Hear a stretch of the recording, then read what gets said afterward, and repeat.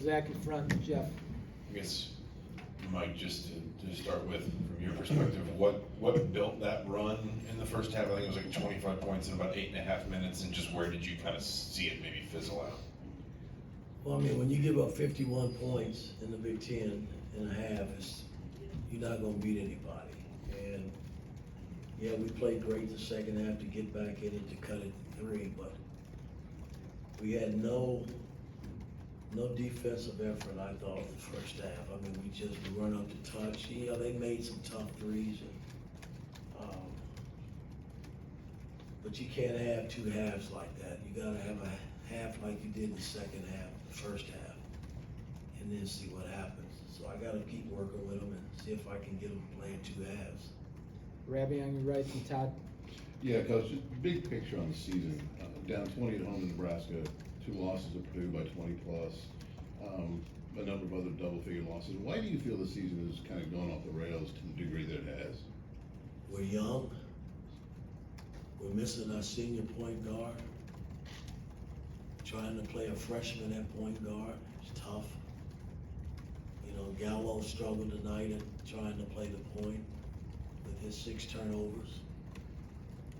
There's a lot that comes in play with that. We've played well enough this year in spurts, but not well enough to complete ball games, and that's what makes it frustrating. Todd on your right to Mike. Mike, what are you seeing out of the, in the eyes of the players, their reactions, not only to adversity, because they did respond, but before the game, you know, in terms of when they're going through adversity? I mean, what are you seeing out of them? What are you hoping to see? Well, they're down a little bit. I mean, you expect to be down, and the only way you come out of a rut, come out of a situation that we're in, you got to work your way through it.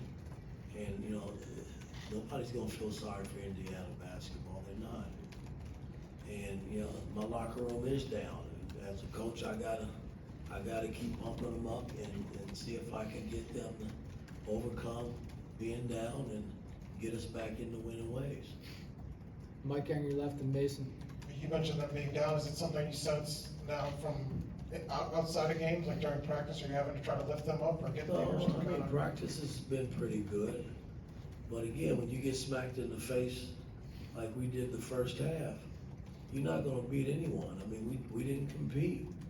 And I thought the second half we competed, you know, and cut it to 3, and then we stopped competing. You know, we missed free throws. We didn't shoot the 3 ball. We was 4 for 21 from 3-point line. We missed 10 free throws. I mean, you cut the lead to 3 in a close game. Those are plays you gotta complete. And I thought we didn't, and they did during that 14-0 run that they made. Mason in front and Seth.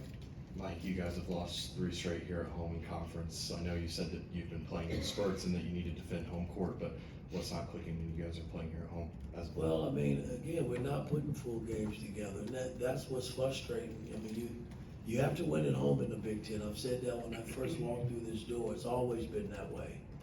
You know, you figure the road out when you get out there, but you can't lose games at home.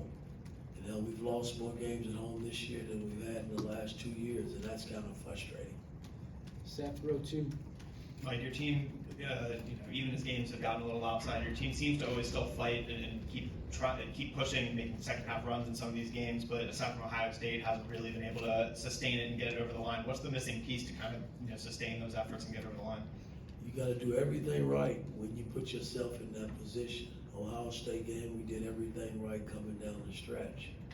You know, that lets me know that they're still ticking because they didn't quit. You know, they came out the second half and they made a game out of it for a while. And when we did cut it to 3, I just thought we stopped executing and threw the ball away a few times, took some bad shots, and defensively we didn't get the stops that we got prior to getting the lead to 3.